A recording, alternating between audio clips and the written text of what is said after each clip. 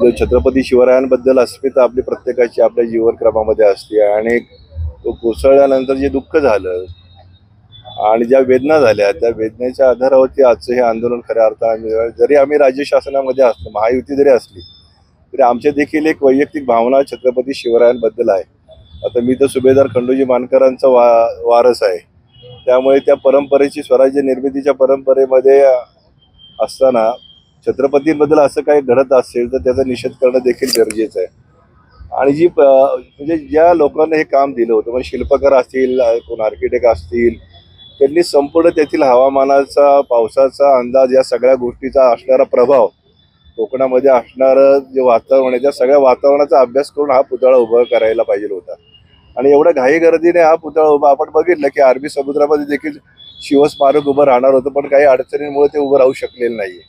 परंतु या सगळ्या गोष्टीचा विचार करत असताना मी पुणे महानगरपालिकेच्या आयुक्तांना आणि जिल्हाधिकाऱ्यांना देखील आज या निमित्तानं आम्ही निवेदन देतोय की पुण्यामध्ये देखील महापुरुषांचे काही पुतळे आहेत, त्याचं स्ट्रक्चरल ऑडिट तुम्ही करायला पाहिजे, त्याची देखभाल तुम्ही करायला पाहिजे ना. अशी घटना कधी आयुष्यामध्ये घडूच नाही, ही भावना आमची निश्चितपणानं आहे.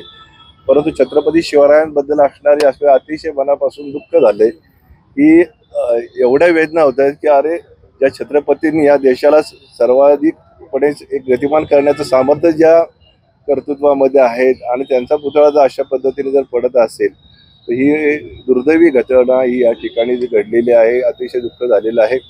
आणि या सगळ्या वातावरणामध्ये जरी आम्ही राष्ट्रवादी काँग्रेस पक्ष पुणे शहराचे कार्यकर्ते असलो, महायुतीमध्ये जरी असलो, तरी आमची अस्मिता ही छत्रपती शिवाजी महाराज आहेत, या जाणीवेतून खऱ्या अर्थानं हे आंदोलन आम्ही आज उभं केलेलं आहे. आणि मला वाईट वाटतं की अशा घटना घडत असताना राज्य शासनाने त्वरित याच्यावरती उपाययोजना करायला पाहिजे.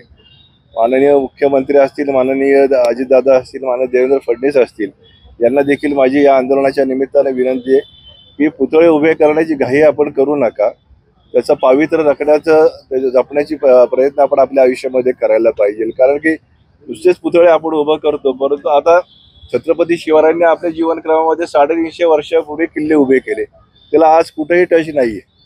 मग ते असणारं बांधकाम, त्यावेळेचे असणारे जे त्यांच्याजवळ असणारे जे सवंगडी असतील, तर या सगळ्यांच्या माध्यमातून ज्यावेळी हे किल्ले उभारण्याचं काम करण्यात आलं, मग एक पुतळा तुम्ही जर चांगल्या पद्धतीने उभा करू शकत नाही तर याच्यापेक्षा महाराष्ट्राचं दुसरं दुर्दैव काय आहे, या जाणीवेतून खऱ्या अर्थानं आजचं हे आंदोलन केलेलं आहे.